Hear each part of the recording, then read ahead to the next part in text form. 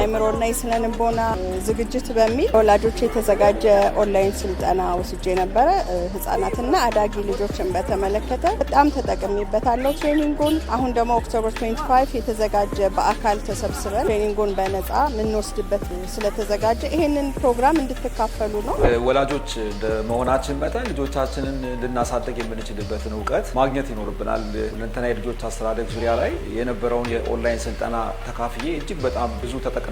እንደገና አሁን ጥቅምት 15 የሚኖረውን የዚህ የወላጆች ትምህርት ስልጠና እንድትካፈሉ ጋብዛቸዋለሁ። ይህንን ስልጠና ከጅምሩ ጀምሮ ተከታትየዋለሁ። እንደ ወላጅ አንድ ልጅ እንዴት እንደሚያድግ፣ ፍቅር እንዴት እንደምንሰጥ፣ ትውልድ ግንባታ ላይ ምን መስራት እንዳለብን በቂ እውቀት አግኝቼበታለሁ። ሁሉንም ወላጅ ይህንን ስልጠና እንዲወስዱ እንዲሁም ከፊታችን ያለውን ጥቅምት 15 የሚካሄደውን የወላጆች አጠቃላይ ሴሚናር ላይ ሁሉም ሰው በፈቃደኝነት ተገኝቶ ይህንን ጥቅም ቢጠቀም ብዬ ጋብዛለሁ። በልጆች ዙሪያ ያለ ትምህርት ሰልጥኛለሁ። በጣም ጠቃሚ ሆኖ አግኝቼዋለሁ። አሁንም ደግሞ ይሄው ስልጠና በነጻ በጥቅምት 15 ትምህርታዊ ስልጠና ስለተዘጋጀ ሁሉም ሰው ቢጠቀምበት፣ በተለይ ወላጆች፣ አሳዳጊዎች፣ በልጆች ዙሪያ የሚሰሩ ሁሉ እንዲጠቀሙበት ጥሩ ነው ብዬ እናገራለሁ።